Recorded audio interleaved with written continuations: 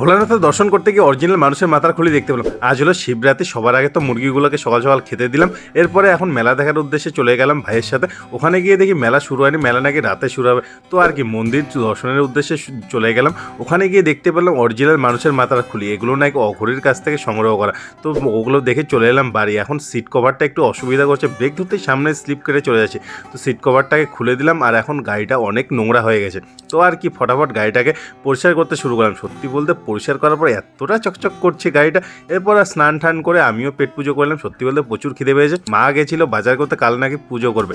এর মধ্যে খবর চলে এলো বাবার নাকি রাতেই জয়েন করতে হবে। তো জেঠার সাথে চলে গেলাম জিনিসপত্র আনতে। ওখানে গিয়ে ভোলানাথের দর্শন করলাম আর চলে গেলাম জিনিসপত্র আনতে। একটা কাকু জিনিসপত্র সব কিছু, ড্রেসের পিস টিস সব কিছু দিয়ে দিল। এরপর মাও দেখতে শুরু করলো, আর বাবা অলরেডি চলে গেছে। তো জেঠার হাতে পাঠিয়ে দিলাম। রাতেই বাবা জয়েন করলো, আর জয়েন করে ছবি পাঠিয়ে দিয়েছে। ছবিটা মাকে দেখাতে শুরু করলাম, মার চোখ দিয়ে জল পড়ে গেল।